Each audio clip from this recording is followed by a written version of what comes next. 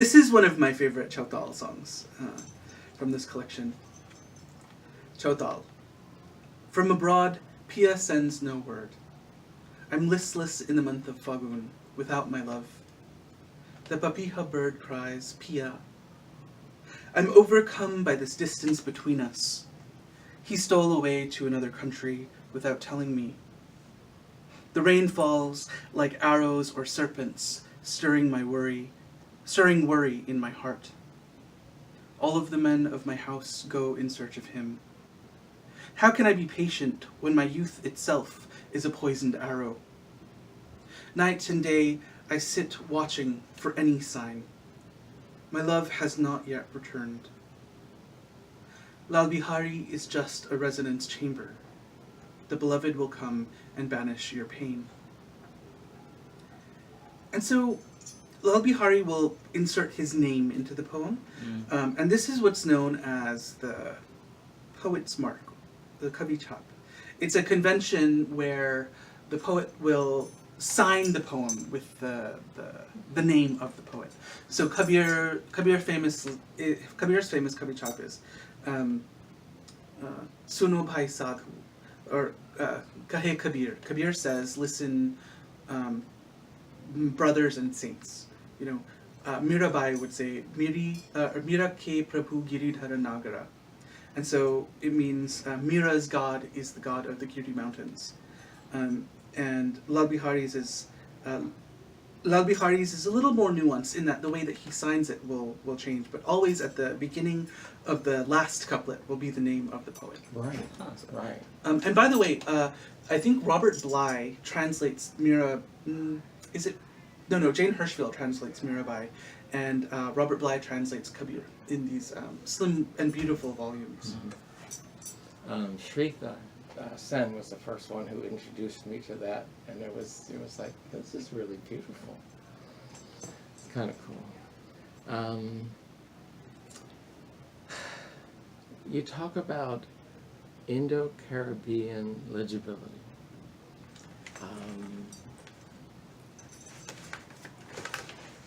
Are you finding like this black hole where people have no clue, or? Yeah, like it's sad, honestly. Like I feel like people will hear of V.S. Naipaul, but not really consider like the background, because Naipaul was his own kind of bastard. Speaking of, when it comes to like Indo-Caribbean poets in the United States, most of them are publishing in the UK or in Canada, really, or in the Caribbean, but fewer in the Caribbean. And so there are no actual Indo-Caribbean poets making a platform for like our communities, which are sizable. You know, the biggest the biggest immigrant community in the United States, they say, is Caribbean, right? And so the Indo-Caribbean section of that is like the end of the A train. It's like huge. You know, there's more, I think, more Indian folks there than in Guyana anymore. Wow. So, yeah, and so it's like, you know, to not have access, or, you know, I'm eternally grateful to Publishers Weekly, who have reviewed my books really, really thoughtfully and wonderfully. I remember when I read the first review that they wrote, they called me an Indian American, and I remember being like, literally in my book, I'm like, I am not Indian. Like, did you read this thing? But they did, and so, like, you know, I mean, they were looking for vocabulary to find me, right, or to locate me, and they didn't have it, and it's like, that's pretty common. So, you know, I use the word slave in Poetry Magazine, and there's a scholar of indentured labor who reached out to me and was like, you know, you use this word slave, like, what do you mean? Because that's not actually that's not actually what indentured laboring was like. There were contracts, there was colonial hegemonies, there were economical hegemonies, etc.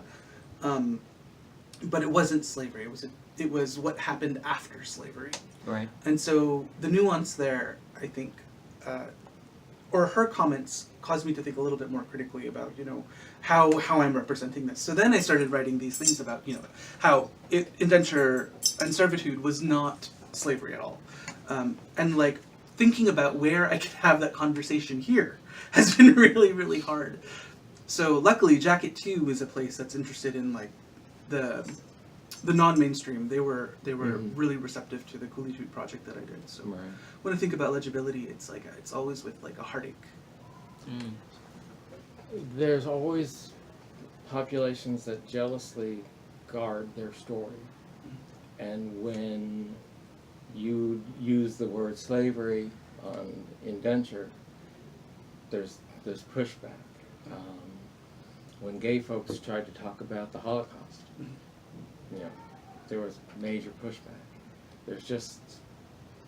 There's people want to own their story and they don't want you to push in on it. But when you describe what happens under indenture, the end result and the end result, you know. Yeah. I mean, how many people lived through their contract? Yeah, exactly. Yeah. And there's like destitution that's also a thing, because like, you know, most South Asian families that I grew up knowing were like, you know, they came from South Asia being really very educated. Mm-hmm. That wasn't the case with my family. You know, when my family came here, they worked as janitors, and then eventually my mother went back to school, like when I think I was in middle school, because my father was on disability for multiple sclerosis. And so it's kind of like, well, how do I talk to my friend whose parents are both engineers, Yeah. you know, who's like living in luxury? It's like, well, yeah, we come from very different places. Like I tell my partner all the time, I'm like, you know, we're not from that pretty Indian thing that you see. Like ours is like a little bit dirtier, a little bit more rugged kind of thing. So, you know, we're thinking about marriage, and it's like, well, what are we gonna do? And I'm like, it's gonna be very back home, like. You know, backyard cookout style. Like that's, yeah. Where the fun is. Yeah, exactly. It's like where the rum is. Yeah, right. What was the journey to poetry like? Trying to convince a lot of people, including myself, that it was worth it. You know, I sat in a workshop at Kundiman when Arthur Z was teaching, and before he started his workshop, he's like, I want you all to know. Okay, I'm not gonna cry. He's like, I want you all to know that poetry is worth a lifetime of devotion. Sweet. Profoundly moving, you know, and like, and telling, you know, he was sitting in this room filled with Asian American children or students or, you know, whatever, and it's like, yeah, we're having this struggle, like telling my immigrant family, like, okay, so poetry. Oh, exactly. I'm going to be a poet. You're How what? does that work? Right? I like to tell this story actually. When I told my mom I was doing an MFA, a master, and she's like, "What's that?" I'm like, "Oh, Master of Fine Arts." She's like, "Finally, something sensible." I was like, "Oh my God, okay, so mom's coming around. This is cool." And she's like, "Yeah, a Master of Finance is like the best thing." She couldn't even hear fine arts, you know. And then I explained it to her, and she's like, "Oh." But then I talked to her last night, and she's like, "You know, you really should get Terry Gross to interview you." Sweet. I was like, "Mom, you set it up. And I will absolutely." I'll be there. I'll be there. Yes. Oh my God. So that's that part of the journey. Like it's taken a lot, but I think now that I'm working at Auburn, my mother has like finally come around to like, oh, okay, this is something you can do. Like you're not wasting your life. Sure. That's interesting. A lot of times by the time a poet is on their book tour, they've started the next book.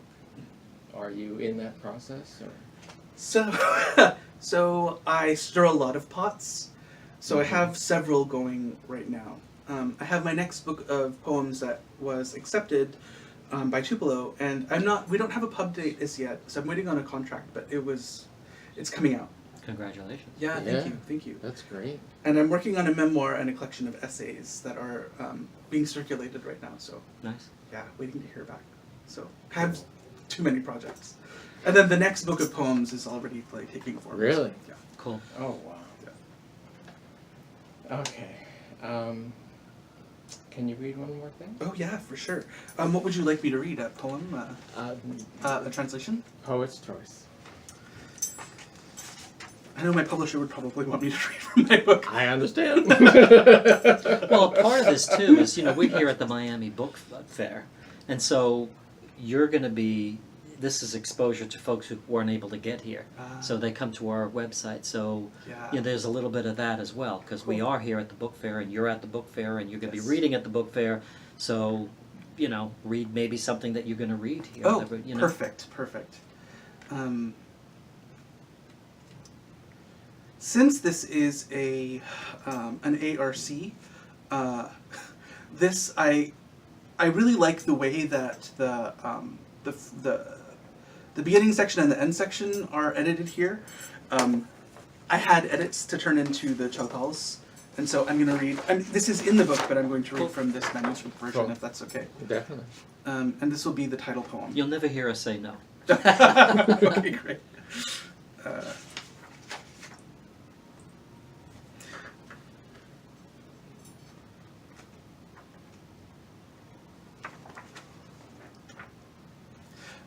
There's a musician in Guyana who has put these songs back into music.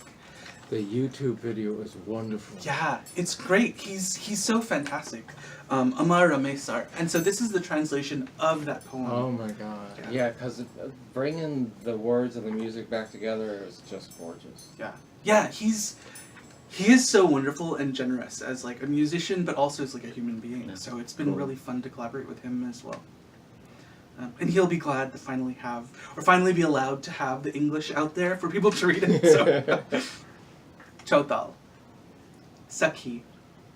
As soon as I wake, I dress as spring, with armlets, bangles, and rings. The necklace around my throat gleams like my forehead's bindi. I sit on the bed and call, Pia, Pia. Don't tell me any news of him. Don't tell me I've wasted my life. My blouse bursts. My whole body aches for him. This distance between us I cannot bear. I am lost. The pipiha bird cries, Pia, Pia. Hearing this unstitches me. Lal Bihari says, peace, peace.